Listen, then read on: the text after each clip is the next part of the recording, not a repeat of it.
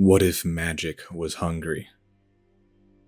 This was the question I asked myself a couple months ago. I was developing a fantasy world that I wanted to do world building for and write out magic and all this sort of stuff. And I was really trying to figure out something that I thought would be interesting and unique for a magic system. I thought to have it be rooted in something that exists, like a concept of the world. And with this, I was thinking about the things of, well, magic, like where does it come from? What does it pull from? What does it use? Like the give and take and all these ideas. And I thought, what about the concept of hunger itself? So it was like, what if magic itself was hungry and it wanted to consume? And then this idea I thought was very cool because it can pull from the primal nature of life itself. But then I thought even bigger, and you could say it's the primal nature of existence itself to some extent, with stars and space and all that. So following that, what ended up becoming the case was I had decided that magic itself comes from the stars. Magic is quite literally of another world, of not this world. It comes from the stars and the will for them to consume, such as space itself, of the heat death of the universe, and all this sort of ideas. Magic comes from the stars and is innately not human, and as you can see here, it is corruption. Magic in this world is often interchanged with the word corruption, because corruption, since the arrival of magic, is a force that exists ambiently through the entire world, and it is not until someone or something calls upon it that it manifests. Magic only exists in the living, and if something is not alive or when it dies, the corruption leaves, but when it's there, it mutates and changes and modifies anything that it touches into oftentimes these grotesque monsters. Most people avoid magic for which it's viewed as dangerous or even foolish to pursue using it.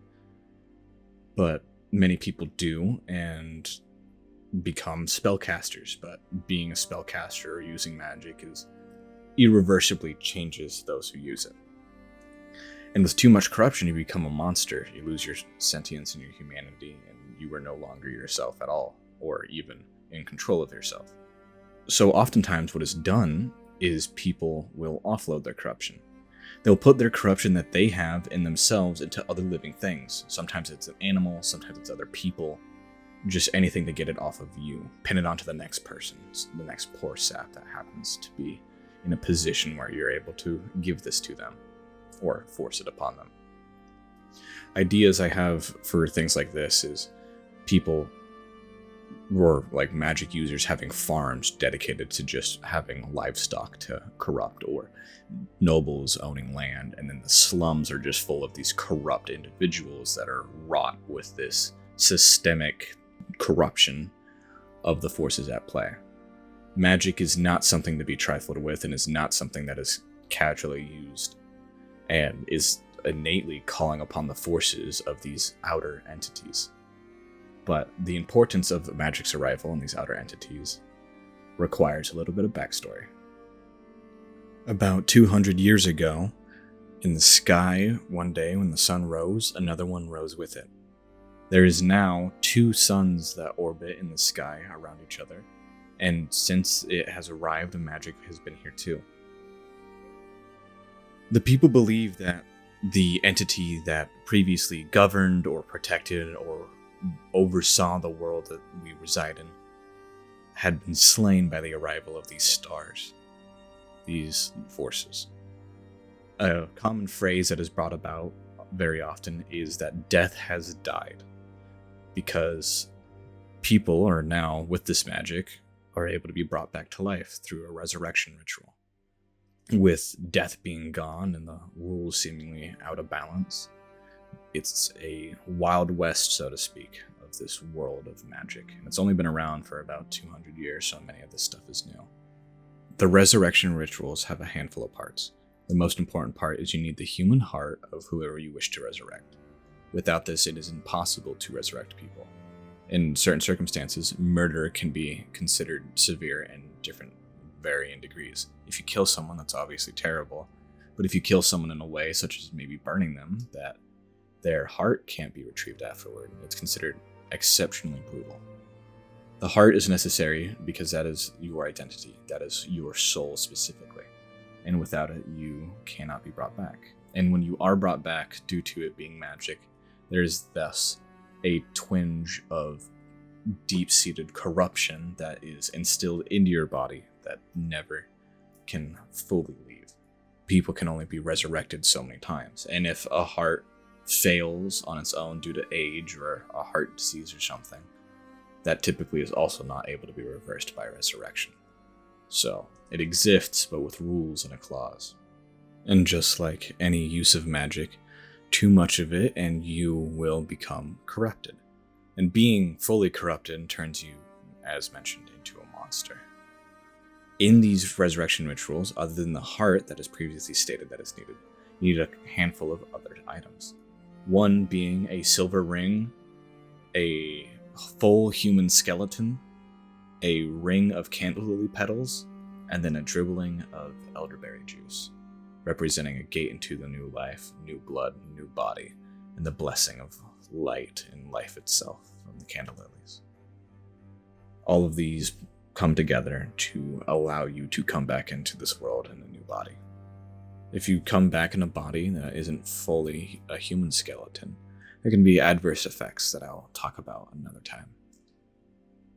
And then the candle lilies themselves are glowing lilies that grow in submerged waters. At these churches of resurrection, they are often surrounded by graveyards due to those being the easiest places to access skeletons. They typically flood them, one to raise the bodies and the bones to make them easier to find, and then also a way to grow the candle lilies, creating a serene image, especially in the nighttime, where an old dilapidated stone church will sit upon a mound surrounded by graveyards and flickering candle lilies of the light reflecting in the water in the night. All of this resulting in a surreal scene with clerics digging up graves and taking bodies, taking the blood and the gore of the hearts and bringing people back to life.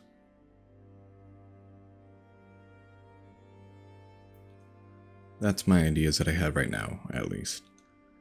This has been a lot of fun brainstorming this. I have so much more in my head of all the ideas and weird things that could happen. I'm very excited to do more of this. So if you did actually watch all of this, please do let me know what you think. Leave a comment, because I am curious if this is something people are interested in. I am doing this whole project largely inspired by a couple other people that I've seen do some similar, specifically Monster Garden. If you are at all into world building of any sort, I think he has some of the absolute coolest stuff I've ever seen. His series is fascinating. I've been watching it off and on for a couple of years. So if you see some similarities, it comes from a place of admiration, of course, because I think his stuff is fantastic. Also, there's a couple other like pieces of media that have influenced this, and I'm sure you can probably tell in different ways. But this has been a lot of fun to work on, and if you did actually watch this, do let me know if I should do more or not. I plan to do at least a couple, but if people like this or watch this or whatever, then I would be interested to do more potentially, because I think that there's a lot of unique ideas tumbling in my head of weird things to do. Please do give me feedback whether or not you thought this was cool, or if you have any ideas, read them in the comment, or sorry, do leave them in the comments. I will definitely be reading every comment if I even get any. So I'd love to like brainstorm and work with other people and get ideas from different sources. But yeah, no, this was a lot of fun. I have more to talk about, so hopefully relatively soon I will be making another one of these. But yeah, anyway, thank you for watching. I really, really do appreciate it. And yeah, I hope you enjoyed. I'll let the rest of this play out, and I hope you have a good one.